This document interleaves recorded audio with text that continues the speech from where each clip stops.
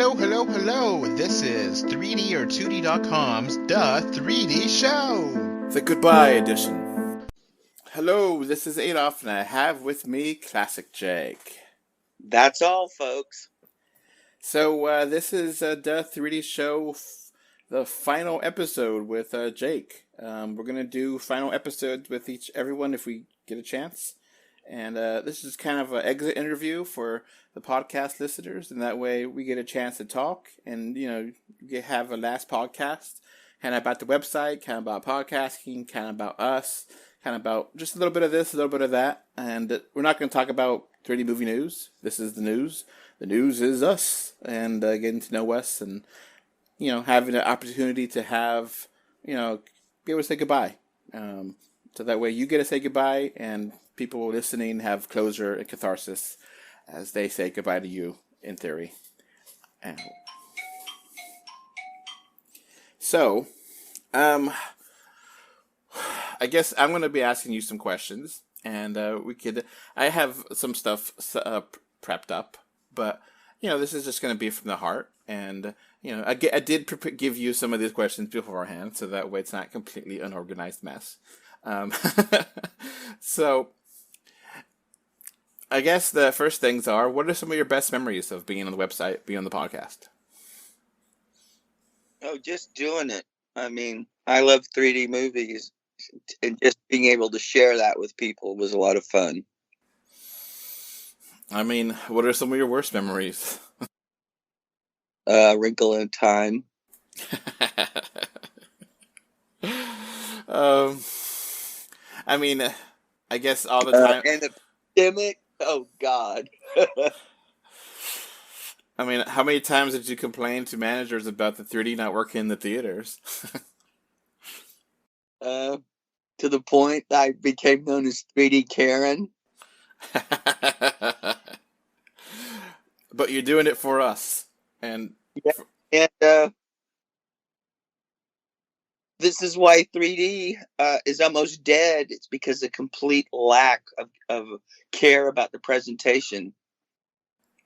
Yeah, you have no idea if the theater you go to is going to be great or not, and it could be IMAX, and you still pay $20 to see it, and you're like, oh, it still sucked, and it's like, is it because of IMAX? Was it because of the theater? Yeah, out of focus. They could not have the sound. I mean, you don't know how many times I've complained because they didn't thread the film correctly, and it was in mono. At least that doesn't happen anymore because they don't use prints most places. It's digital, and they still manage to screw it up, even though they have to hit a button or two. Well, I guess some of the times when maybe some of the worst times were just the problems that you had too with different studios not giving us facts and making it hard for us to have fun, because ultimately we try to have fun on this podcast, right? Yeah. And there's several movies I couldn't review or even see because there were no 3D screenings. And even movies that you paid for. Remember when you paid for Hobbs and Shaw in 3D, but you didn't get a chance to see it in 3D? Yeah, yeah. All I got to do is wait till it got on home video in Germany before I could see it in the 3D that it was filmed in or converted to. And it's stuff like that that makes it so hard. It makes us burnt out and angry and frustrated. It's like, it's not, I wasn't this way when we started. I was pretty happy and excited, and I want to do this. And now it's like, I'm ready for it to be done. And it's just it's sad. I don't. Sayonara. I'm.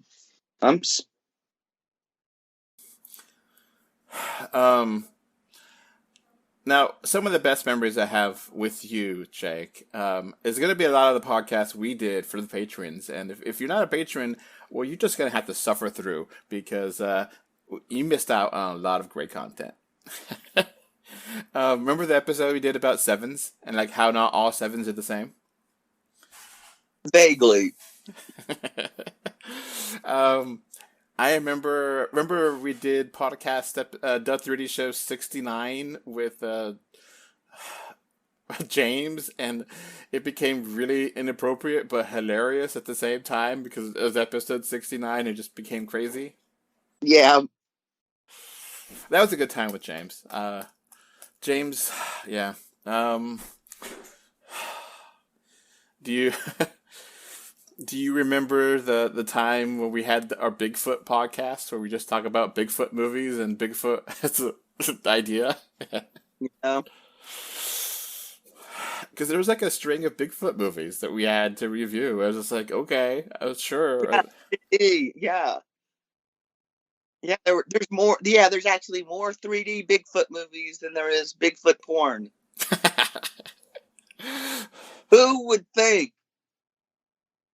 No, we never got the chance to have a porn discussion. I know you wanted to do one. We could do that today. I don't care. I haven't seen 3D porn. I mean, not the new converted stuff or the stuff shot on video. Most of the 3D porn I've seen was shot in the 70s, late 60s. Mm.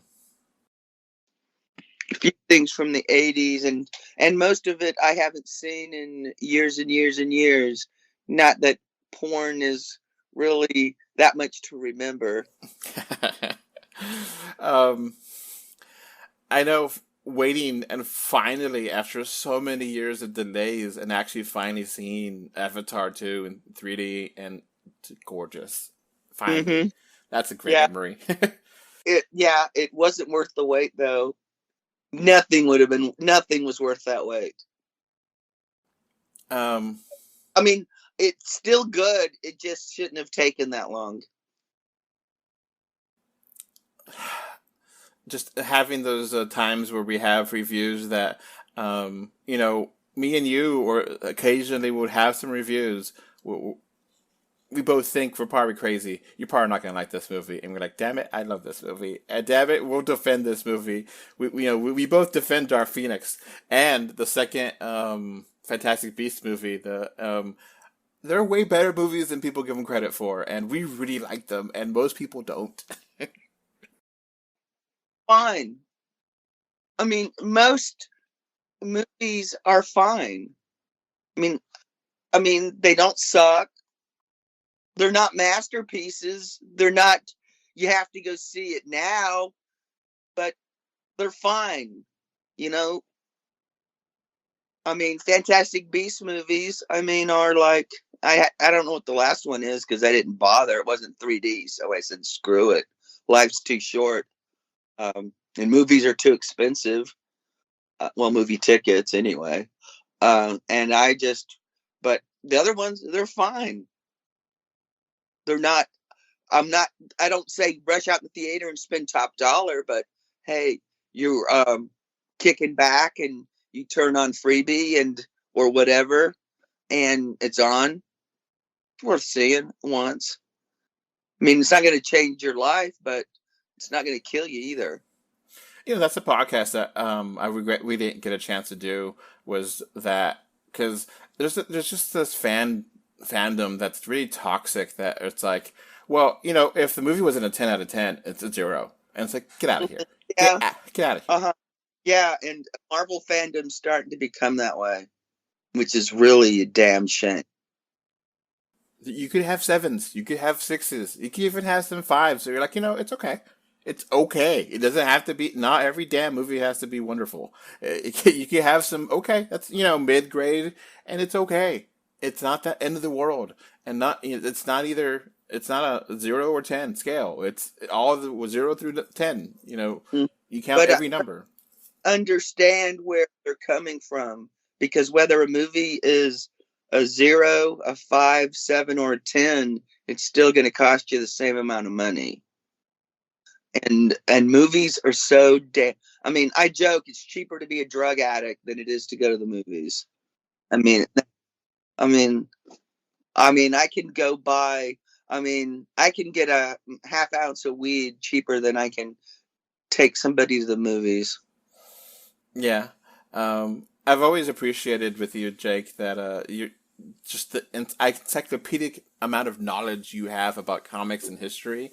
that your experience is wonderful. And yeah, Jake's gonna know that story. Yeah, sure, Jake will know about this comic book character from the 1970s. Yeah.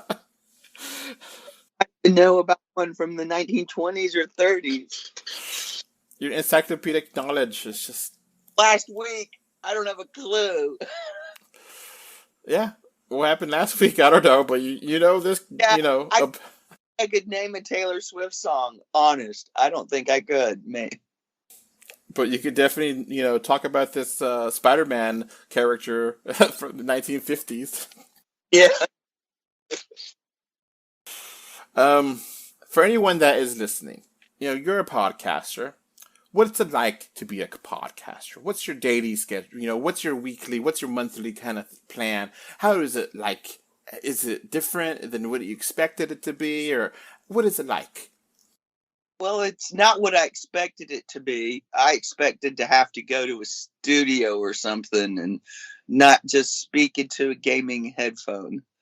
Uh, but usually what I do is I try to get as much rest as I can. Make sure I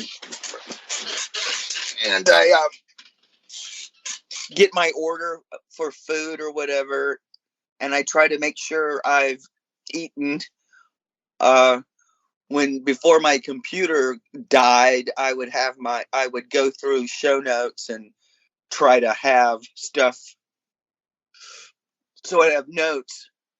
But lately I haven't been able to do that because my computer just died, and I'm and if you've listened to this podcast long enough, I'm a Luddite.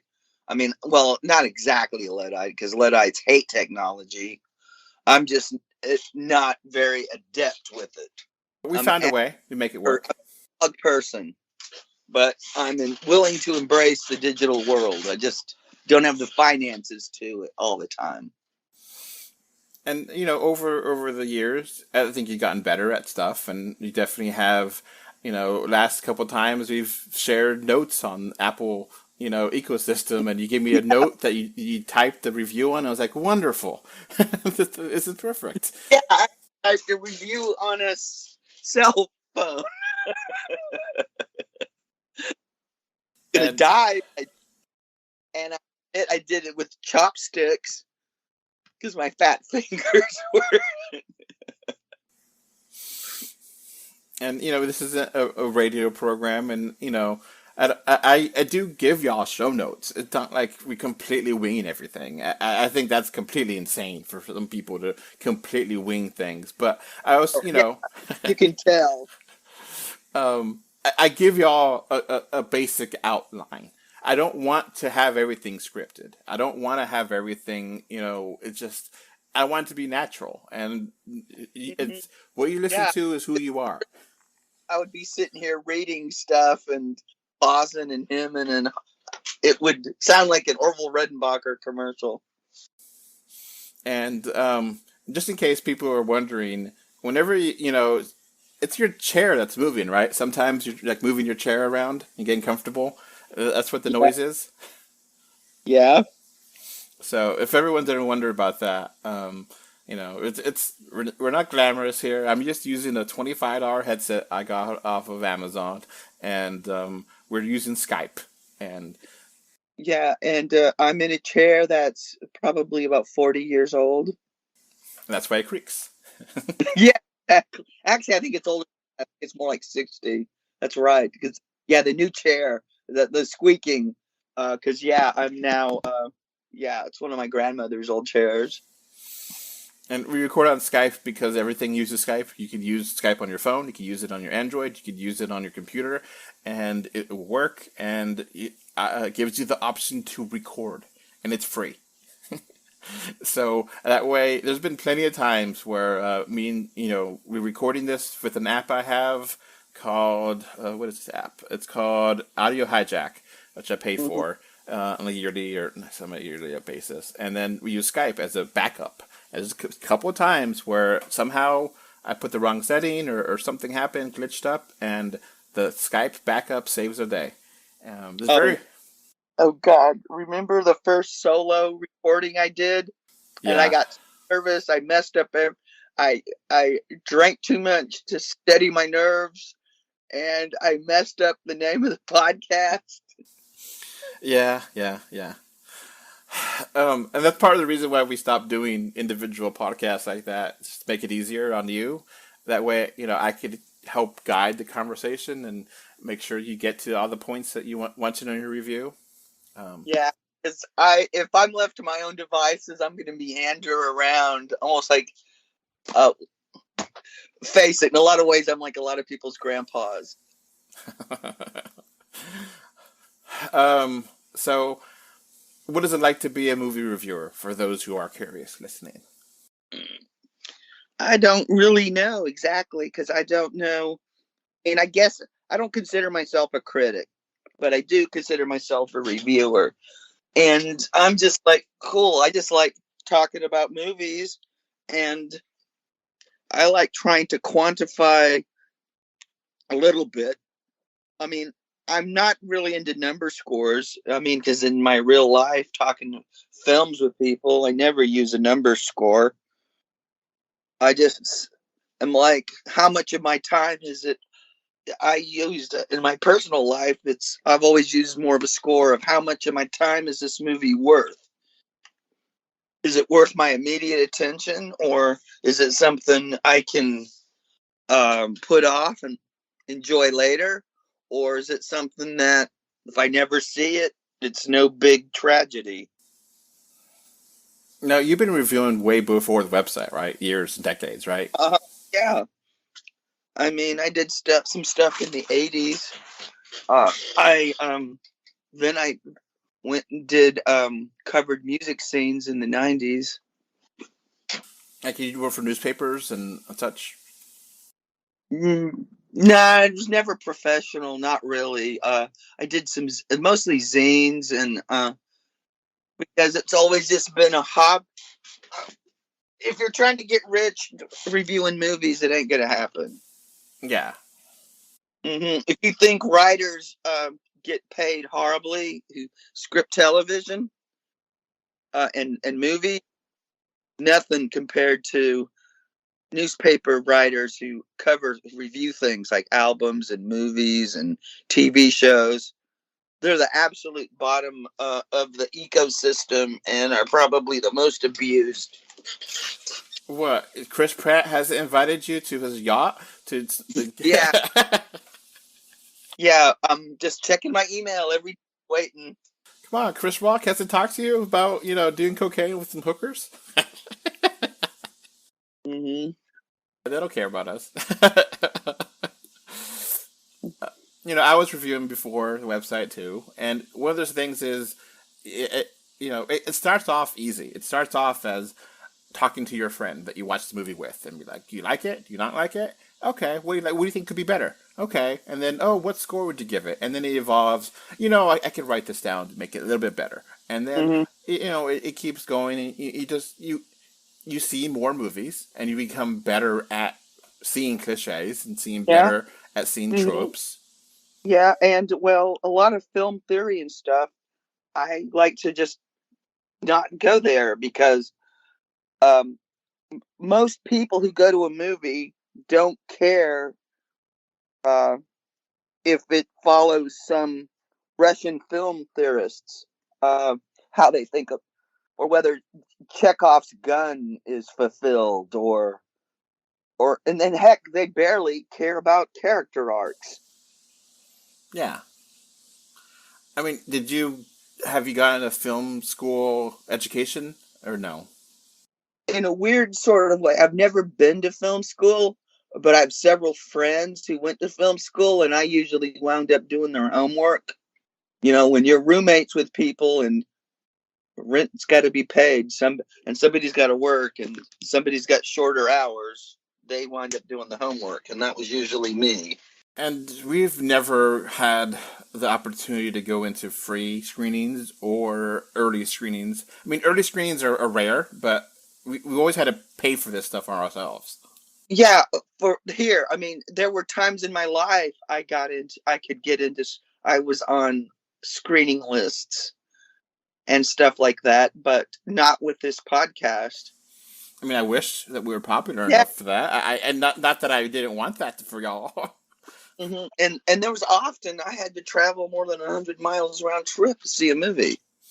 Yeah, and I said you don't got to do that. I don't want you to do that. It's for something stupid. Yeah, I just put my foot down about going to California and going to heck, the idea how much of a movie buff I am and how insane I can get.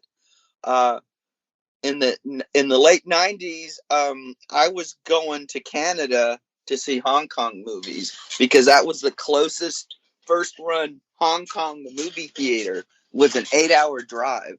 And me and some friends, we would load up in a car and go, and we would catch the last show, and then we'd wind up sleeping in the car and then driving back. And usually you would, I would text you, hey, do you have the review? Or you would email me the review.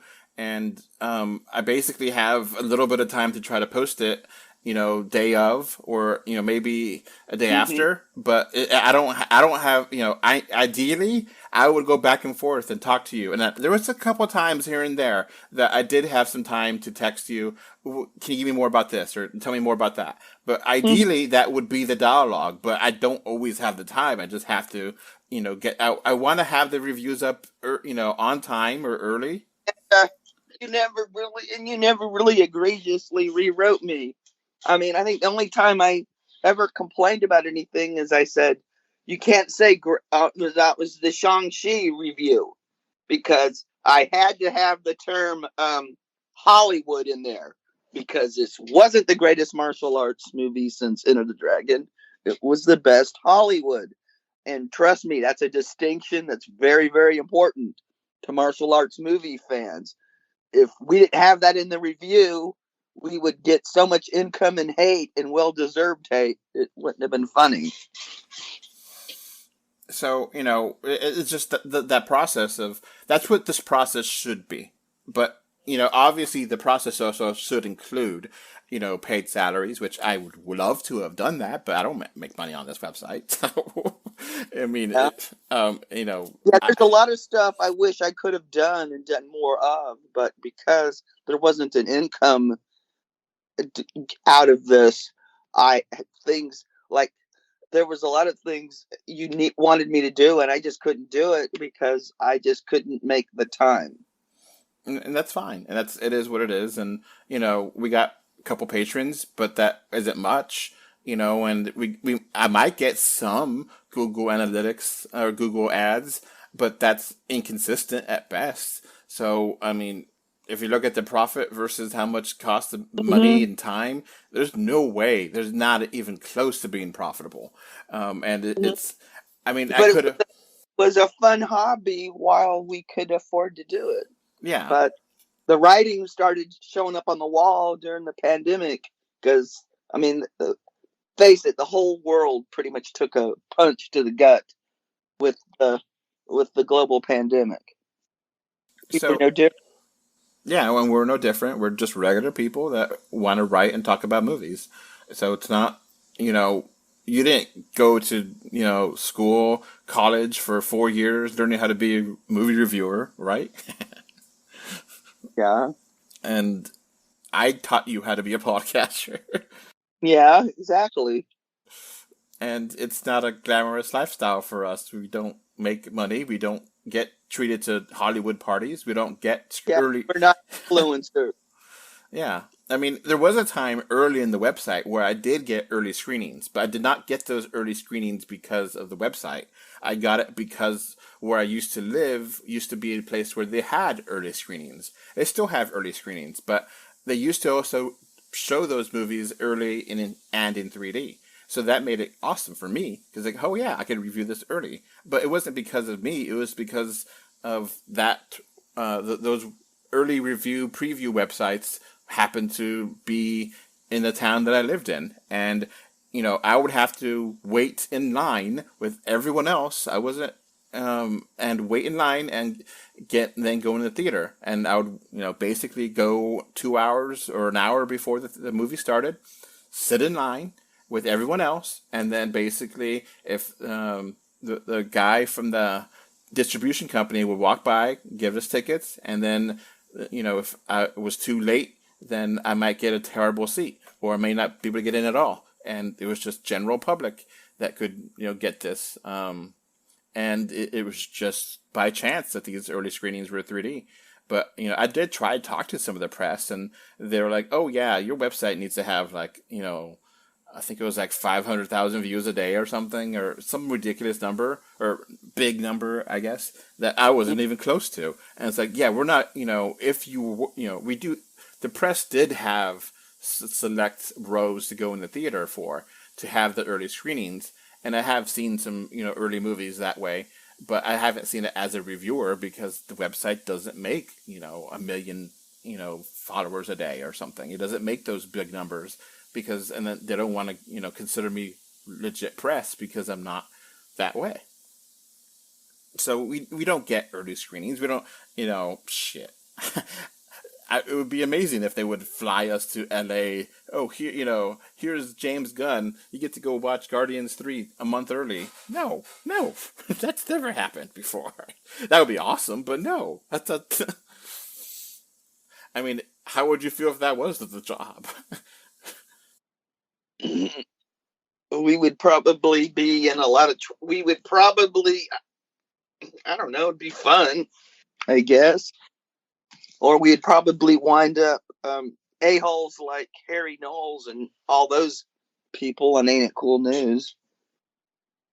So it's not a glamorous lifestyle, and it's we do this on Sundays, and I try to edit this as soon as I can, and it takes us away from our families, and I can't pay anything because I don't make anything, and it's costing me to host a website and pay for and do everything, and it takes us time and money to go, our own gas, our own and I missed I missed quite a while on the website because I remember I had surgery. Yeah, early on. And my recovery was really long. Okay, so that's just kind of a preview of how it is to be a reviewer, how to be a podcaster. It's not a glamorous lifestyle. We're not influencers. We don't get movie. I did get some. Get free swag. Yeah, we don't get the swag. There is times where I would get a free game to review, or a product of some sort to review, and those were cool. But that was the exception. That was not a regular thing by any means. And sometimes people would contact me and it'll be garbage. And sometimes people still contact me. Oh, how about I pay you to? I've gotten this email several times and just ignore them. Let me publish an article on your website, but you can't say that it's a paid for article. No, that's corrupt. And just say that we'll give you a lot of money for that. No, that's unethical. That's corrupt. I'm not doing it. And there's a lot of places that would do that, or they would say, okay, at least this is a movie or a review or product or whatever that is sponsored. But some places don't want even that. They just, here you go, and you get traffic, and we'll pay you money for it. And it's just no. So it's a missed opportunity, sure. And, we don't have our own merch really. So you don't have T-shirts that have 3D or 2D on, or or anything like that. I mean, I got one or two, but I special ordered them from a website. But that was only one. It wasn't like I have a catalog of these things. So 'tis not a glamorous lifestyle, to put it bluntly. Yep. So we've had an ongoing joke with that a lot of movies you give scores to as a 7 out of 10. So, you have the right to. I have never wanted to change any of your scores. The only thing I would say is I want to feel like this to justify the score you gave it. I don't care if you gave this movie a 5 or a 4 or whatever, as long as you justify that in the writing, whatever. That's not my place to override your, oh, yes, it should be a 9. No. Yeah. If you don't like it, you don't like it, and just have to justify that. Now, I agree with some people who said my 7 is a lot of people's 5. And to each their own. Yeah, exactly. But I always felt like why most movies seem to hit 7 is because most movies are okay. And to me, 7 is the okay score. That's why. So I have a list of 7 movies that are given a 7 out of 10 score. Now, some of these movies you reviewed, some of the movies I reviewed, some of them other people reviewed. So the list on here, you don't know this list, by the way. I'm keeping this secret because I wanted this for the podcast for fun. Awesome. So 7 movies here. I have it listed, and I'll run by the names first, and then you tell me what movie you think is the best of the 7 movies with the 7 out of 10 score. So, Lightyear, Raya the Last Dragon, Godzilla vs. Kong, Jumanji, Welcome to the Jungle, Rampage, Spy in Disguise, and Dark Phoenix. Which one of those is the best? Emotionally, Rampage, but it's probably Jumanji. Okay. Which one is the worst from the 7? Probably Lightyear. Okay. That's fine. Now, we've rated 6. We have 6 movies here. The next thing is the worst movies. And I have a list of 10, actually, to get the worst scores. Now, some of these you gave. Some of these I gave. Most of these I gave. So I'll list the 10, and you tell me what you think are the worst of this 10 group. So this is the worst of the worst movies.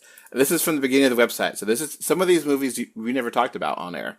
So I'll list them first, and then you'll tell me what you think is the worst. Jupiter Ascending,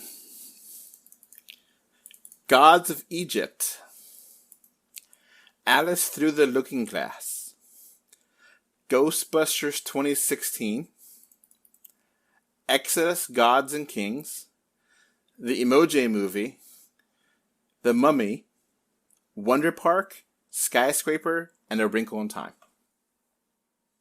The Emoji Movie, hands down.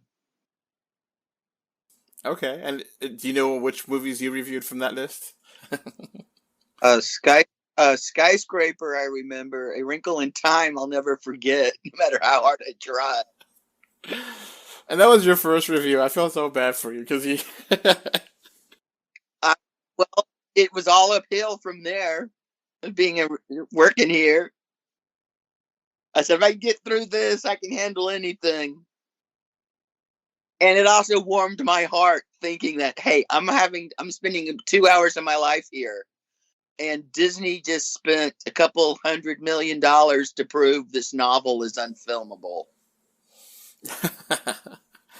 And the Emoji Movie, we never actually talked about this on air. I mean, I've talked about this on the Patrons because I think I watched it drunk. And it is as awful as everyone says because it is completely a morally corrupt movie with there's no creativity here at all. It is just... It's just bland. I mean, at least Food Fight, as terrible and awful as it is, has a personality of complete skeeviness. The Emoji Movie is just crass, empty-headed commercialism and no guts to make a statement about anything. It's pretty much a 90-minute plus ad. I remember when it came out, me and James were talking about this. It's like neither one of us feel like we could actually be a fair critic. And so neither one of us decided to review it because we could not be fair. You have to decide, and if you're a movie critic, you should be able to decide, hey, I'm too close to this property. I can't be a valid writer to critique this. Yeah, that's something you should be able to do. And even sometimes, even if you are really close to a property, maybe you are too critical on it. Maybe you are too positive on it. But it's up to you to decide that. And, me and James were like, we both know this is going to be a big piece of shit. And it literally has a piece of shit in the trailer. We know we can't be fair. so we're just not going to review it. And yeah, it really was that bad. Yeah. Well, I actually worried about that when I wound up reviewing Spider-Man, the Sony animated one, because of Sony's track record. And I was like, I think I can be fair about this. And damn, I got completely blown away. In fact, you actually when I sent my review in, you were like, "Are you sure? Are you absolutely sure?" You talked shit about it before. Broke or something.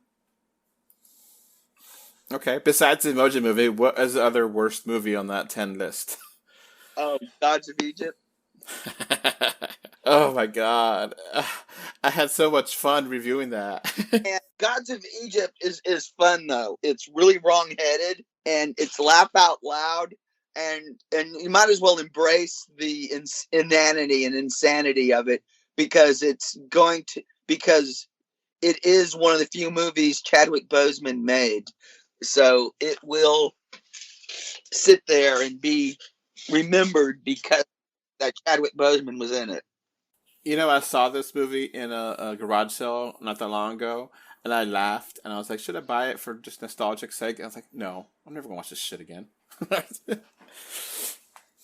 Yeah. Oh, I would never watch this except in 3D. Oh man, and it was fun to write that review, because when it's that bad, it's enjoyable to tear something apart so well. On that list, you also had a couple of what I call the Jesus movies, like Exodus, and there was another one. They're both, oh my God, so wrong-headed and so, oh my God, this is insane. I mean, I gave Gods of Egypt a 1 out of 10, and I don't regret it. Would you think that's too low, or that's all right? Well, movies like that, when you get to be so sublimely bad, are so hard to give a score to, because if you look at it as a straight movie, it's a 1. But the fact, but the train wreck enjoyment of it is like an 8 or a 9. I mean, it is entertaining, just in the worst sort of way. Yeah, I mean, it's entertaining. We don't necessarily want to see a piece of shit movie. We don't want to see a great movie. We just want to have an enjoyable time. And sometimes having a terrible movie is enjoyable. Fantastic movies are fun. Yeah. But it gets to be really weary when you spend $50 to go to the movies for a weekend. Gods of Egypt is going to piss you off and probably mess up your date. But Gods of Egypt, on a night you're staying in and want to smoke a few bowls, you might have a little fun with it. Yeah, definitely agree with that. So that's why I was tempted for like maybe a second or two. Should I buy it just for to get high with and laugh at, or it's like no, it doesn't deserve it. It's worth having it on 3D, because I think I picked up a disc for like $3. I can use the regular DVD as a drink coaster, and the 3D one put on occasionally is like, oh my God, I can't believe this. Can't believe Chadwick Boseman was in this movie. Oh my God. And the 5 out of 10s and the 6 out of 10s are the ones that are hard to write, because they're just kind of, they're okay. Kind of like it, kind of don't like it. It's not that. It's okay. Mm-hmm. Well, to me, the hardest have been the 8 and 10. Because what's the difference? And sometimes it's just so minuscule. Okay. I guess that's a good segue. So we've had a lot of best movies. These are the top 9 high-rated movies. Which one do you think is the best of these? That's 9. And some of these I reviewed, some of these you reviewed, some of these are just reviewed on the website. I forget who did what, but some of these I don't think you've seen. So, but yeah, all of these I think are really truly wonderful movies. But I'll list them, and you tell me what you think is the best one. Avengers: Infinity War, Avengers: Endgame, Titanic, They Shall Not Grow Old, Spider-Man Into the Spider-Verse, Puss in Boots' Last Wish, How to Train Your Dragon 2 and 3, Missing Link, and Toy Story 4. What do you think is the best of all that? They Shall Not Grow Old. And that's your highest rated review too. I also put it on. It made number one best movie 2 years in a row because it got re-released and nothing topped it. It's an amazing piece of work by Peter Jackson, and I can't believe you can't get the 3D version on disc. Okay. What other movie from that list do you think is the best? Spider-Man Across the Spider-Verse. That's an incredible animated movie. Well deserved its Oscar. It was it's one of those that it changed animation. I mean, it's absolutely gorgeous. It was tight. It was beautiful. It's just Sony knocked it out of the park with that movie. Oh, I'll never forget our discussion we had on How to Train Your Dragon 3 about Glory. about glory holes. Uh, that's something for the patrons to enjoy.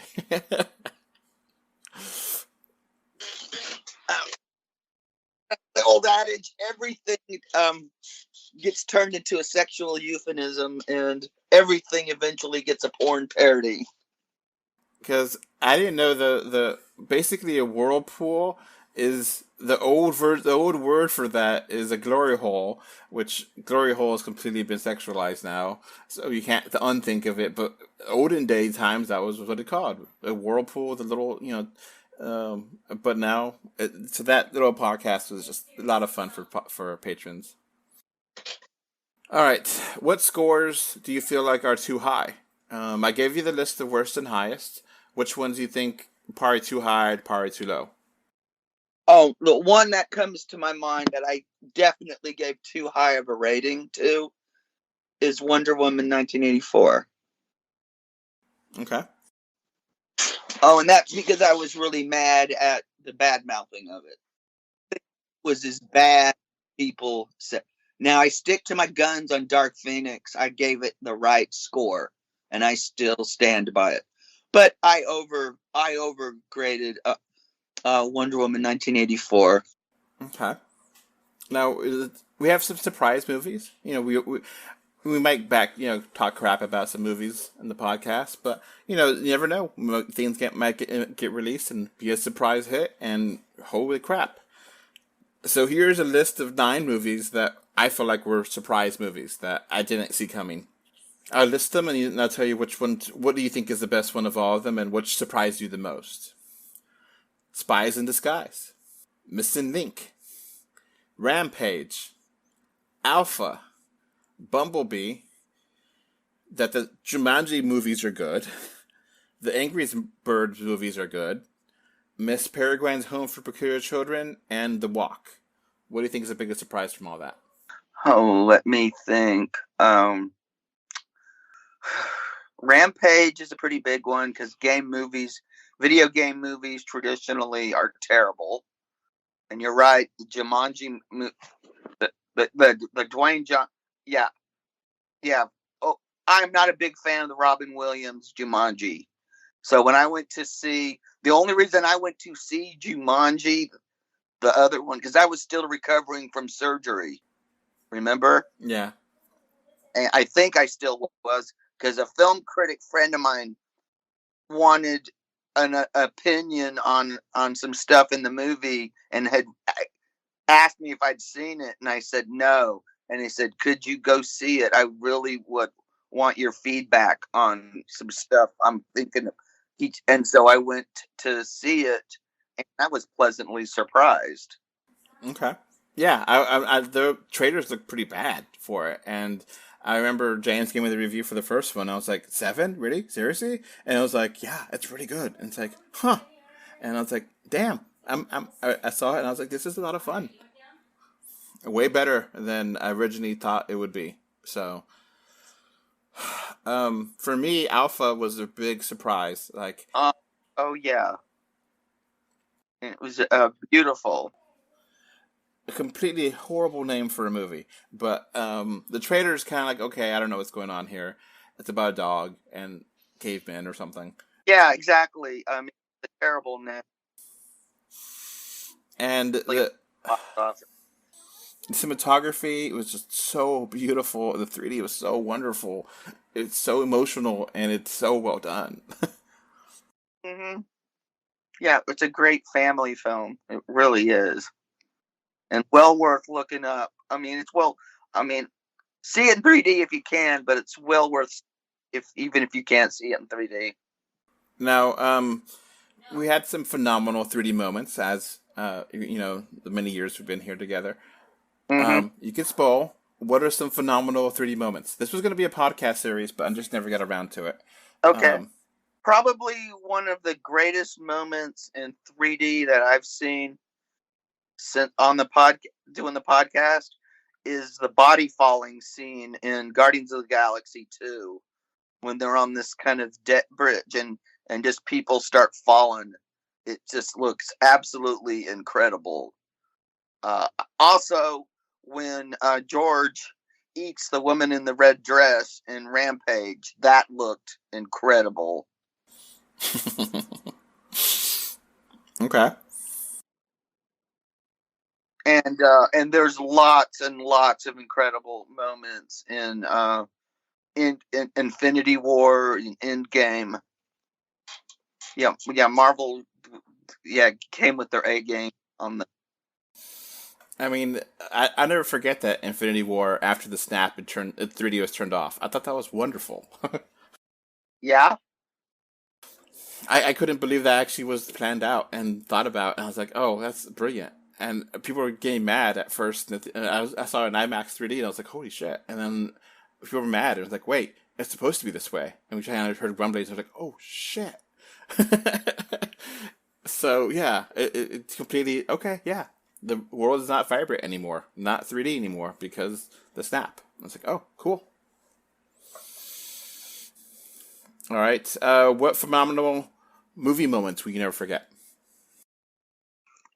um, definitely probably the funnest one is when I went to the Marvel 10th year celebration and sat through all the Marvel movies. It was like a week, 2 weeks. I think it was just a week, and all the people I met, and the only time I ever got swag was this. It was, and the manager wanted to meet me because he noticed one person bought all the center seats, the best seat in the house, and wanted to meet this person who booked who booked the center seat. I would think that I remember you mentioned that seeing how They Shall Not Grow Old with your brother was incredible because he loves World War, history and the specific scene where you said that the movie turns black and white to color to 3D and it just transitions pretty beautifully. Yeah, it's a beautiful transition. Um, what about some horrible movie moments that you will never forget? And I headache inducing lack of 3D and A Wrinkle in Time. Uh, Sitting through yet another horrible 3D Nutcracker. God, how many times do they have to do a crappy 3D Nutcracker? Uh, Shark, that god awful German Sharknado conversion. I'm still a little bit bitter that the commercials for A Wrinkle in Time had all this amazing 3D kind of stuff in there, and like they had commercials with stuff coming out of the aspect ratio, and none of the 3D was like that in the movie. I was like, come on, come on. I don't know why more movies don't do that. They did it a couple times here and there, but it's just like, come on.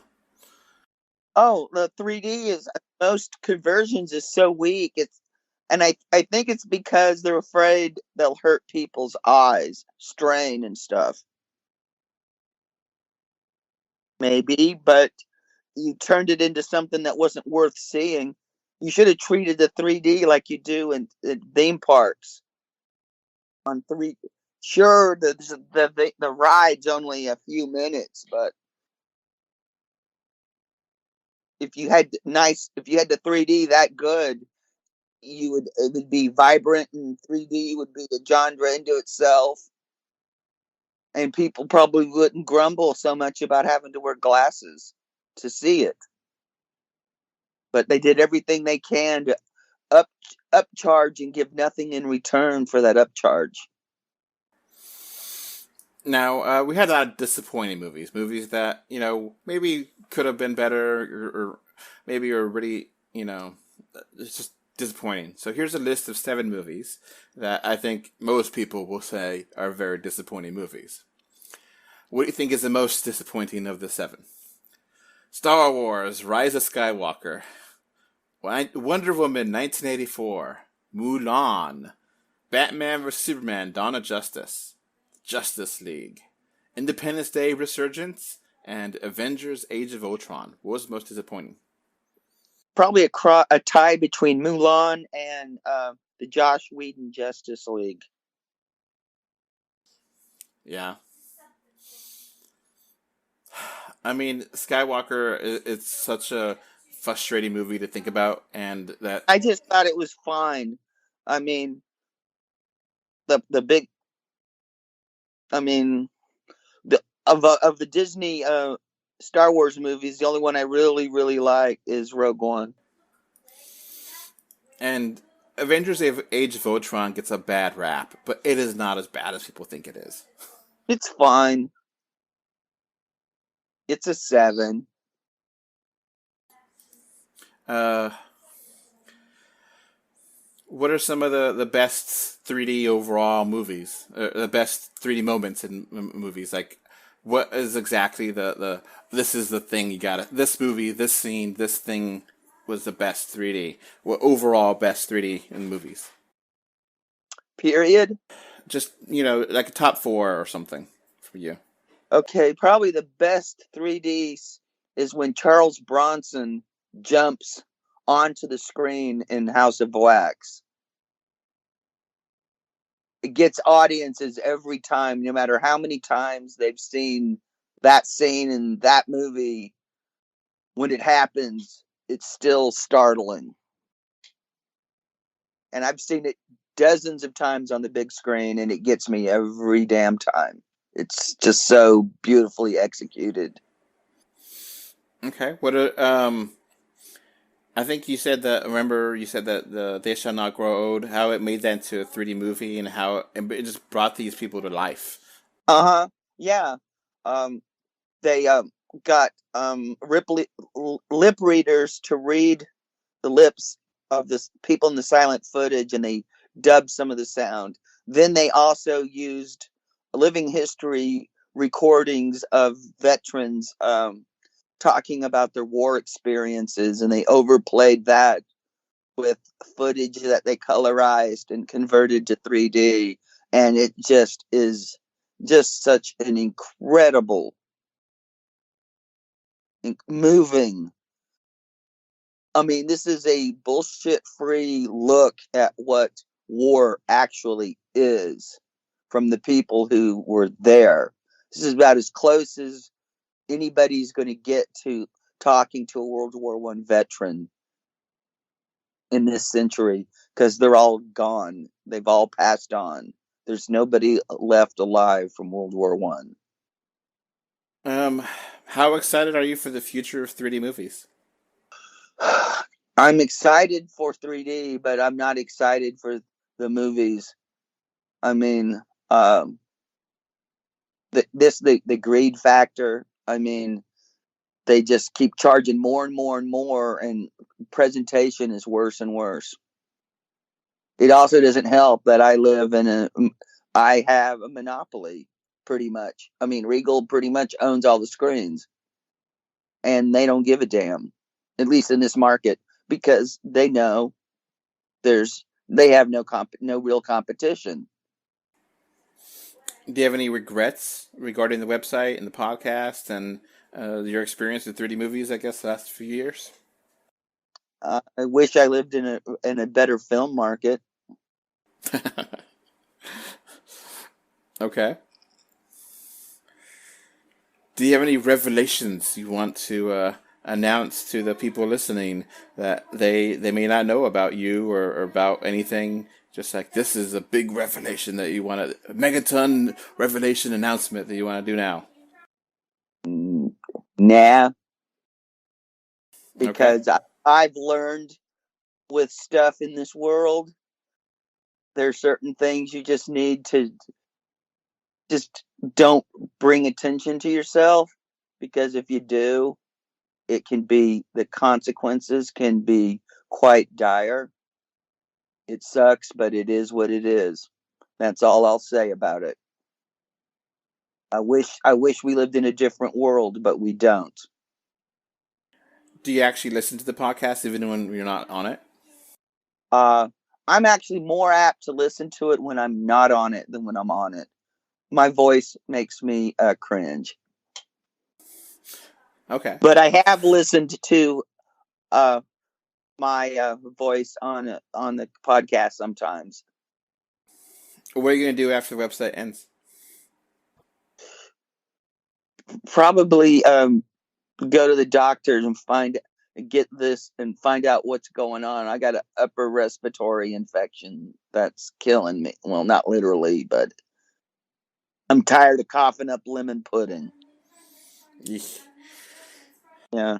And I might actually go visit friends in LA or Atlanta or New York, maybe. Depends on if I can swing it financially. Are you still going to see movies in 3D after this wraps? I'm probably going to take a break because I'm so sick of Regal. I'm so sick of their crap. I'm so sick of their overpriced, extremely poor presentation. Do you think you'll miss being here on the website and doing podcasts every week? Yeah, I'm going to miss it because I've done it for so long.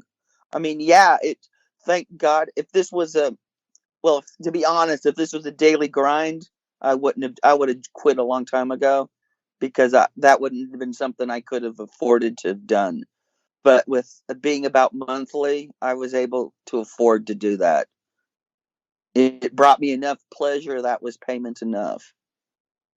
But I couldn't have done it if it was more frequently, because it would have interfered with money making, and I wouldn't have been able to do it. Do you have anything you want to plug? No, because I'm not doing anything online. Right. Only thing I'll be doing, probably, other than working on my health,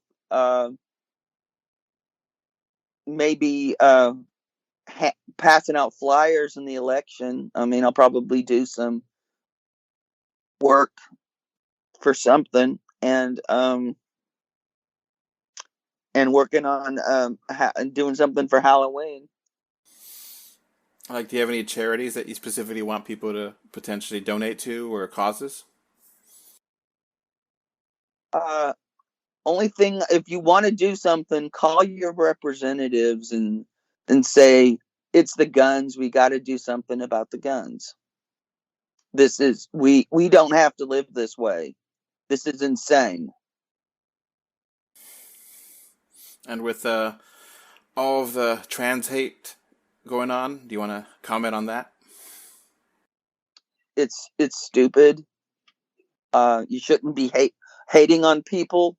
I mean, and what makes me angry is people claim they're doing it out of love and they're doing it for the children, and they're not doing.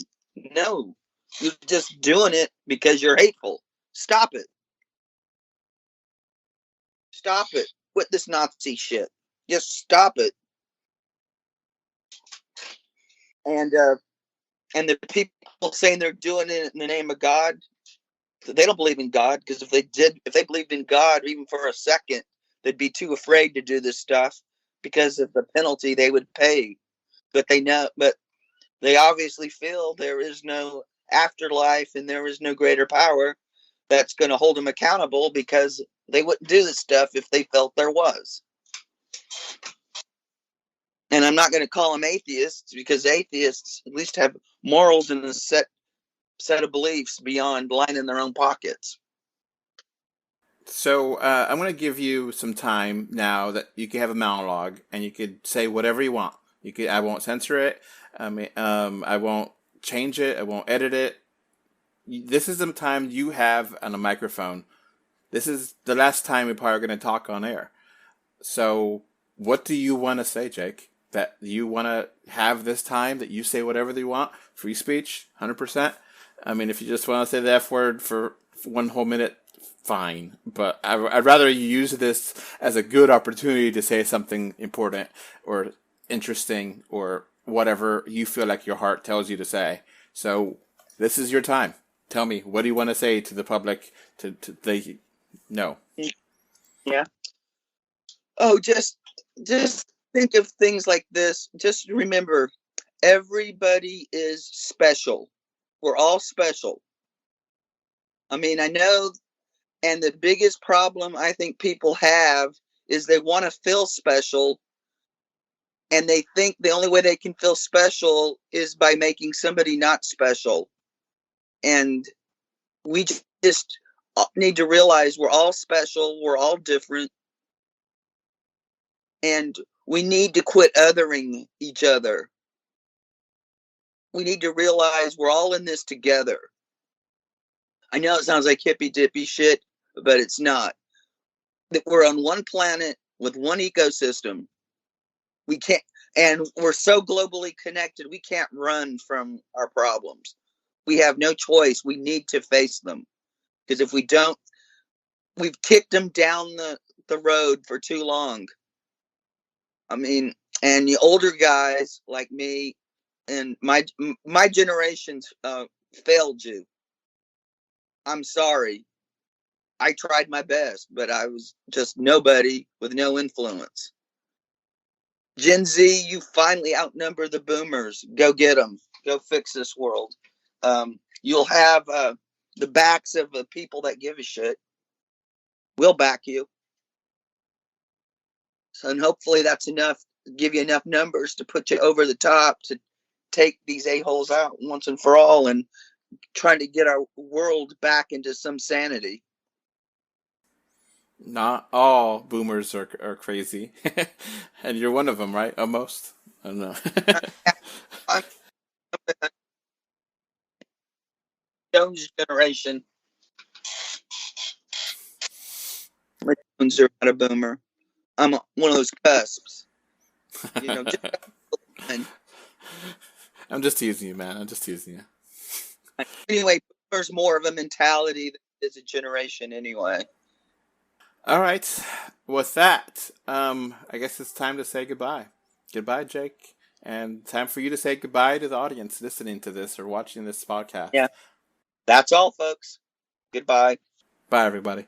Hope you enjoyed this last podcast with Jake.